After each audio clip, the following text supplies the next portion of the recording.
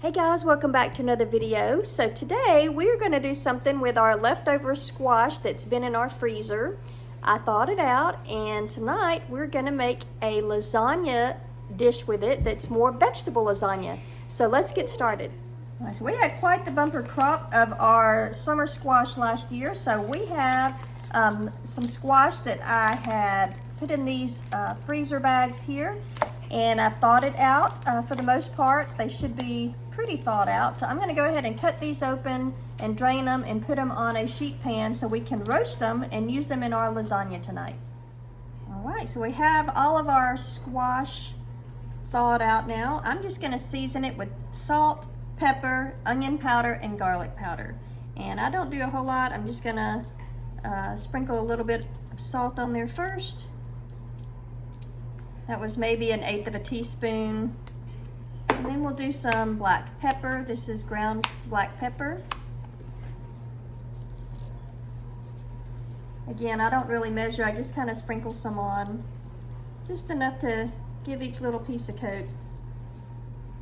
All right. Now we're going to do a little bit of onion powder. And now squash is really, really good with onions. I like to grill squash and onions together. So we're going to do the actual onions separate in our skillet. And this is some garlic powder. And not too much garlic powder because we are going to add garlic to our sauce as well. So these are ready to go in the oven. I'm going to start them at 375 degrees. And we'll see how long it takes for them to kind of brown up a little bit. Okay, I have about 1/4 of a sweet white onion. I'm going to go ahead and chop this up into little diced pieces, and we're going to get that started in our skillet. We'll put some olive oil in our skillet, and we are now going to saute our onions until they get a little bit translucent and just lightly brown. To our garlic and onion, I'm going to add a couple cans of fire roasted diced tomatoes and a can of tomato paste. Now you can add fresh tomatoes if you have those on hand as well. I'm going to add it in our diced tomatoes and our tomato paste. I'm going to give this a stir. I also added in about 6 ounces of water. So we're going to let this simmer for a little while and add some oregano, salt, pepper, and get this going so that it cooks down and it makes a nice sauce. All right, our squash baked at 375 degrees Fahrenheit for about 25 minutes. Now here's where you can deviate from this recipe a little bit. I can use this squash as part of the filling in my tomato sauce, or if I want it to be more keto-like, I can actually use this squash instead of lasagna noodles. So the choice is yours. You can layer the lasagna noodles similar to my lasagna recipe if you want to go back and look at that one, or we're going to use these as our lasagna noodles. And this is going to be our, quote, noodle, and it's going to keep it nice and light and keto friendly. So let's go ahead and layer this up with our sauce that's been cooking for about 30 minutes or so, along with some ricotta cheese and some mozzarella cheese. All right, we're ready to get started. I'm going to start with my clean dish. This is just a baking dish that I have. We're going to make our lasagna in this today. And I'm going to start by putting some sauce in the bottom of our pan. Then we're going to layer in our lasagna noodles, which in this case are baked squash. We're going to top it with some mozzarella cheese, and we're also going to add in a layer of ricotta cheese. So we're going to repeat those layers over and over. So we're going to start with our sauce. I'm just going to spread out the sauce on the bottom here, just so those noodles don't stick. Okay, next I'm going to take some of our noodles. So these are nice and cooked. They're nice and soft, much like a lasagna noodle. And we're just going to layer these in on the bottom here, all the way around the pan.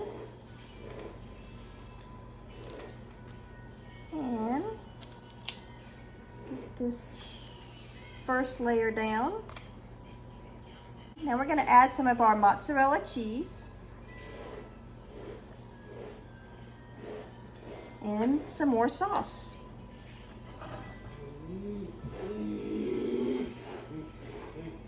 we go. We're going to kind of spread this around. we're gonna add our layers of squash again. Now, like I said before, you can either put the squash, cut it up and put it in your sauce as part of your filling and use regular lasagna noodles, or you can use it instead of lasagna noodles like I'm doing. So it's a great way to use up your abundance of squash. We had a lot of summer squash and we cooked just about every recipe there was known to man, as well as froze a lot of it. So we're still using it here. Even though we've got our garden growing now, it will be at least a month before I see any squash come out of the garden. All right, so now we're gonna add a little bit of our ricotta cheese. I'm gonna kind of dollop this around a little bit. Ricotta is a nice smooth cheese in a lasagna. It makes a really nice filling. And you can really do any of the cheeses that you like. Mascarpone cheese is another good one. I'm not sure if I said that right. Mascarpone. It's usually over in the deli section in the US stores with the specialty cheeses. But we're gonna go with ricotta cheese today. And we're gonna add our next layer of sauce.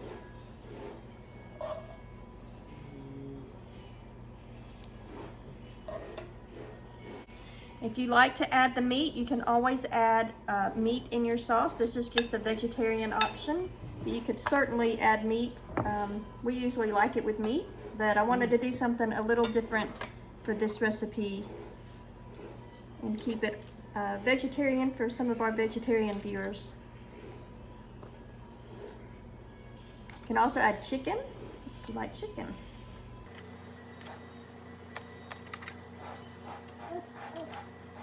So the squash that we had was probably equal to about 3 summer squash, maybe 3 or 4 summer squash.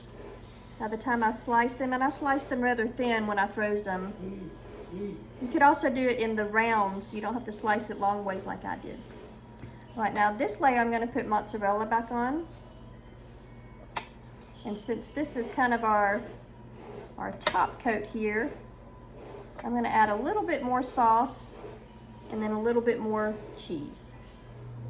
Okay, we're just finishing up the last bit of the sauce here. And I'm gonna add a little bit more ricotta cheese. Now you can add Parmesan cheese to the top. A lot of times I'll do Parmesan as my top layer. We're gonna add ricotta and some mozzarella together here. I'm just gonna kind of smear this in with our sauce. Make it nice creamy sauce for the top layer here. You can also add some fresh basil, some oregano.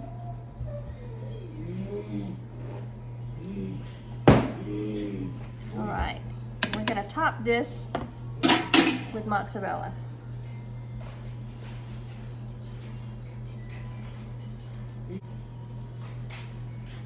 All right, this is ready to go in the oven now at 375 degrees, and we're gonna start by checking it in about 30 minutes.